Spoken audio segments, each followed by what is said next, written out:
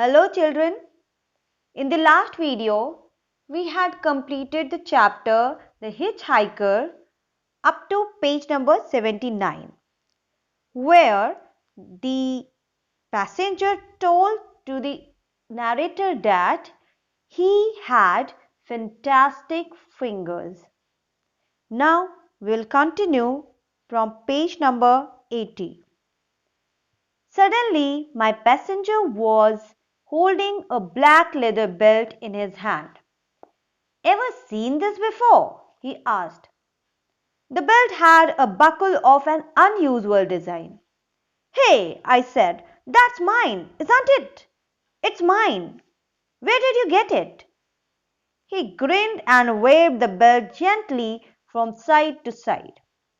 "Off the top of your trousers, of course," he said. "You mean you took it off me while we have been driving alone?" I asked, flabbergasted. He nodded, watching me all the time with those ratty eyes. He dropped the belt on his lap, and now all at once there was a brown shoelace dangling from his fingers. "And what about this then?" he exclaimed, waving the shoelace. I glanced down at my shoes. The lace of one of them was missing. "Good grief," I said. "How did you do that? I never saw you bending down." "You never saw nothing," he said proudly. "You never saw me move an inch. And you know why?" "Yes," I said. "Because you have got fantastic fingers." "Exactly right," he cried. He sat back and smiled. He knew he had impressed me greatly with those two tricks, and this made him very happy. "I don't want to be late," he said. "What time is it?" I hissed up my sleeve to look at the watch on my wrist. It wasn't there. I looked at the man. He looked back at me, grinning. "You have taken that too," I said. He held out his hand, and there was my watch lying in his palm. He placed the watch carefully on the leather tray in front of him. "I wouldn't nick anything from you, Governor," he said. "You are my pal. You are giving me a lift." "I'm glad to hear it," I said. "All I'm doing is answering your questions," he went on. "You asked me what I did for a living, and I am showing you. What else have you got of mine?" He smiled again and now started taking from the pocket of his jacket one thing after another that belonged to me. My driving license, a key ring with 4 keys on it, some pound notes, a letter from my publishers, my diary, a stubby old pencil, and last of all, a beautiful old sapphire ring with pearls around it belonging to my wife. I was taking the ring up to the jeweler in London because one of the pearls was missing. Children, we see that in this page the story has taken turn. The passenger was sitting backside with a black leather belt, and he asked the narrator whether he had seen this before. Suddenly the narrator found that it was the narrator's belt only. And he asked, "How have you got it?" Without answering it, the passenger just grinned, means he smiled. After it, the passenger was waving a brown colored shoelace, and that also belonged to the narrator. Narrator was surprised to see this, because the passenger has never bent front so that he could take the lace from the narrator's shoes. After it, the passenger asked narrator about the time. As the narrator hitched his sleeve and about to tell the time, he saw that his wristwatch was also missing. and the narrator understood that it was also done by the passenger. The hitchhiker, the passenger, was very proud of his trick, and as the narrator told him that I understood how you have done all these things because you have got fantastic fingers. Listening to this, the passenger was again too glad. After that, the passenger taken out many things from his pocket like the narrator's driving license, keyring with 4 keys, some notes, and many more things, including one of the ring with pearls around it which belonged to the narrator's wife. He put everything in front of him and then put all of them in the leather bag. He added that the narrator was his friend, so he would not steal anything from him. He put the ring on the leather tray with the other items.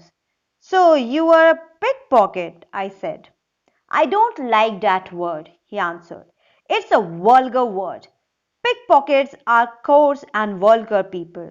They lift money from blind old ladies. What do you call yourself then? Me? I am a fingersmith. I am a professional fingersmith. He spoke the words solemnly and proudly, as though he were telling me he was the Archbishop of Canterbury. I have never heard that word before, I said. Did you invent it? Of course I didn't invent it, he replied. It's the name given to them who have risen to the very top of the profession. You have heard of a goldsmith and a silversmith, for instance. They are experts with gold and silver. I am an expert with my fingers, so I am a fingersmith. And that's why you go to the races. Race meetings are good, he said. You just stand around after the race watching for the lucky ones to queue up and draw their money. And when you see someone collecting a big bundle of notes, you simply follow after him and help yourself. But don't get me wrong, Governor. I never take nothing from a loser, nor from poor people neither. That's very thoughtful of you, I said. How often do you get caught? Caught? He cried, disgusted. Me get caught. It's only pickpockets get caught. Fingersmiths never. We drove on for a while without talking. By the time the narrator had understood that this passenger was a pickpocket, but the passenger disliked the word pickpocket. He says that this word is vulgar and the people who are pickpocket they are coarse and vulgar because they lift money from blind old ladies. He says that he was a fingersmith. He was a fingersmith and he had not invented this word. This name has been given to the people who have risen to the very top of the profession of pickpocketing. He says that as the people who are expert with gold and silver, they are known as goldsmith and a silversmith respectively. Similarly, as he was perfect or expert in his field, that is, with his fingers, so he calls himself as fingersmith. After it, the passenger told narrator why he was going for the race meeting. He told him that the people who draw good money from there, he just follow them and with the help of his fingers power, he collect big amount of money and just go from there. He also said that not to get him wrong, because he never takes anything from losers or poor people. He was so much expert in his profession that he was never caught by any police. He says that pickpockets get caught, but fingersmiths never. After this, nobody talked anything and both of them were quiet. The narrator was driving quietly. That policeman's going to check up on you pretty thoroughly, I said. Doesn't that worry you a bit? Nobody's checking up on me, he said. Of course they are. He has got your name and address written down most carefully in his black book. The man gave me another of his sly, ratty little smiles. Ah, he said, so he has. But I'll bet he aren't got it all written down in his memory as well. I have never known a copper yet with a decent memory. Some of them can't even remember their own names. What's memory got to do with it? I asked. It's written down in his book, isn't it? Yes, Governor, it is. But the trouble is, he has lost the book. He's lost both books, the one with my name in it and the one with yours.